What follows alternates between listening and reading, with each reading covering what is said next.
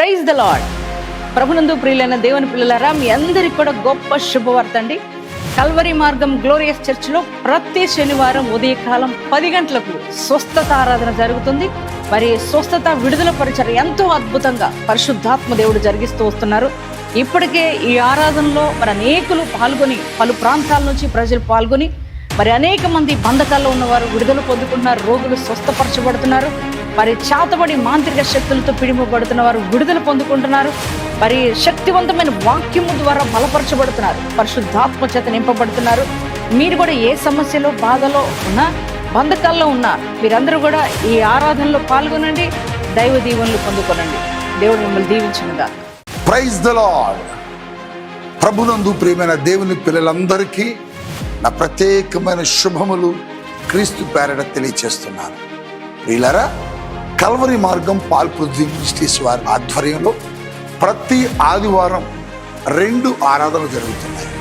ప్రియులారా, మొదటి ఆదివారపు ఆరాధన ఉదయం 7 గంటలకు భద్రాచలం సారపాక నందు కల్వరి మార్గం గ్లోరియస్ చర్చ్ నందు ఉదయం 7 గంటలకు ప్రారంభమవుతుంది.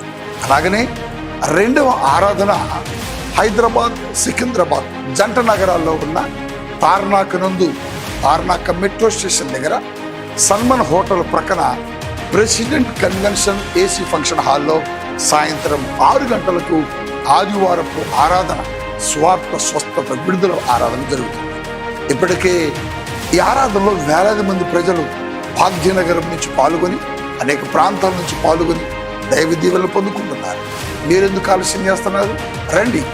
మానవాతీతమైన శక్తికి మించిన అద్భుత కార్యాలు ఈ అంత్య దినాల్లో పరిశుద్ధాత్మ దేవుడు మా ద్వారా జరిగిస్తున్నాడు. మీరు కూడా కలిసి ఆరాధించాలని, అద్భుతాలు పొందుకోవాలని ఆశ కలిగి ఉన్నారా?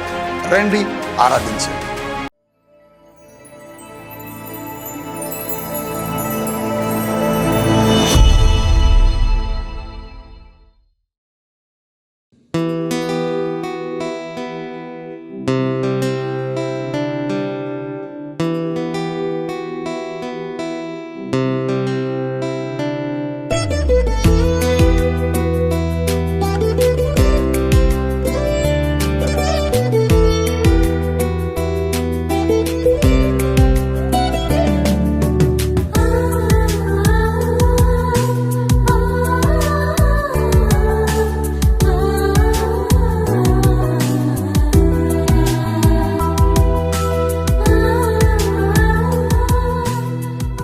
Praise the lord.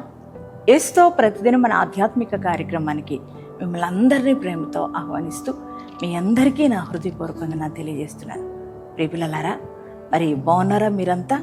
మరి ప్రతిదినం దేవుని మాటల ద్వారా ఆత్మికంగా బలపరచబడుతున్నారా? అవును కదా. ఆయన మాటలు మనకెంతో బలాన్ని ఇస్తాయి. అంత మాత్రమే కాదు, దావీదు అంటారు, అయ్యా నీ వాక్యము నా బాధలలో నాకు నెమ్మదినిచ్చిందని కదా. అవును, ఆయన మాటలు మన జీవితానికి నెమ్మదిని కలుగు చేస్తాయి. మన బాధల్లో, మన వేదనలో ఉన్నప్పుడు ఆయన యొక్క మాటలు, ఆయన యొక్క వాగ్దానాలు మనకి నెమ్మదిని కలుగు చేస్తాయి. దేవుని పిల్లలారా, మరి ఈ దినం వాగ్దానం కొరకు కూడా ఎదురు చూస్తున్నారు కదా. మరి శ్రేష్టమైన వాగ్దానం ప్రభు ఇచ్చారు. ఆ వాగ్దానం ఏమిటో చదువుకుందాం. సమూయేలు మొదటి గ్రంథము 1వ అధ్యాయము 17వ వచనాన్ని చదువుకుందాం. ఇశ్రాయేలు దేవునితో నీవు చేసుకొనిన మనవిని ఆయన దయచేయును గాక. Praise the Lord. ఇంత చక్కటి మాట కదా. మన దేవుడు ఎవరనంటే మన ప్రార్థన ఆలకించే దేవుడు. ఆయన సన్నిధానంలో మనం చేసిన ప్రతి ప్రార్థనకు జవాబిచ్చే దేవుడు, మనం ఆరాధిస్తున్న దేవుడు. చాలామంది అనుకుంటారు, ఎన్ని దినాలుగా ప్రార్థిస్తున్నా, సంవత్సరాలుగా ప్రార్థిస్తున్నా, నాకు ఇంకా జవాబు రావట్లేదేంటి అని బాధపడుతూ ఉంటారు. దేవుని బిడ్డలారా, చూడు, దేవుని దగ్గర ప్రార్థించిన ప్రతి ప్రార్థన మనవి ఆయన నీకు దయచేసే దేవుడై ఉన్నాడు. ఆయన నీకు సహాయం చేసే దేవుడై ఉన్నాడు. ఈ మాట మరి హన్నాను గురించి రాయబడింది. హన్నా దేవుని యొక్క సన్నిధానంలో మరి ప్రార్థన చేసుకుంది కదా. గర్భఫలం కొరకు దేవుని సన్నిధానంలో మనవి చేసుకుంటుంది. దేవునికి మనవి చేసుకున్నప్పుడు దేవుడు ఆమె మనవి ఆలకించాడు. ఆమె మనవి ఆలకించి చక్కని బిడ్డనిచ్చాడు కదా. ఏలి అంటున్నాడు, యాజకుడు అంటున్నారు, ఏమనంటే నువ్వు ఇశ్రాయేలు దేవునికి చేసుకున్న మనవి ఆయన నీకు దయచేయునుగాక. అవునండి, ఆయన ఏది అడిగినా దేవుడు మనకు అనుగ్రహించే దేవుడై ఉన్నాడు. దేవుని బిడ్డ, ఈ వాగ్దానం వింటున్నా, చూస్తున్నా, నీవు నీ జీవితంలో నీ దేవునికి నువ్వు ఏదైతే మనవి చేసుకుంటున్నావో, ఏ పరిస్థితిని గురించి మొదలుపెట్టుకుంటున్నావో, అది ఆర్థికపరమైన పరిస్థితిని గురించి కావచ్చు, అనారోగ్య పరిస్థితిని కావచ్చు, అలాగే నీ వివాహ విషయం కావచ్చు, మీ బిడ్డల వివాహాల విషయమే కావచ్చు, అలాగే గర్భఫల విషయమే కావచ్చు, అలాగే నీ వ్యాపారం, నీ చేతి పని, నీ వ్యవసాయ పని, దేని గురించి నువ్వు ఆయన దగ్గర మనవి చేసుకుంటున్నా దేవుడు నీకు అది దయచేయబోతున్నాడు. నువ్వు అడిగిన ప్రతీదీ నీకు దేవుడు అనుగ్రహించబోతున్నాడు. కనుక దేవుని బిడ్డలారా, కృంగిపోవద్దు, వేదనతో ఉండొద్దు. ఇక ఇది జరగదేమో, నా ప్రార్థన దేవుడు వినడేమో అని అనుకోవద్దు.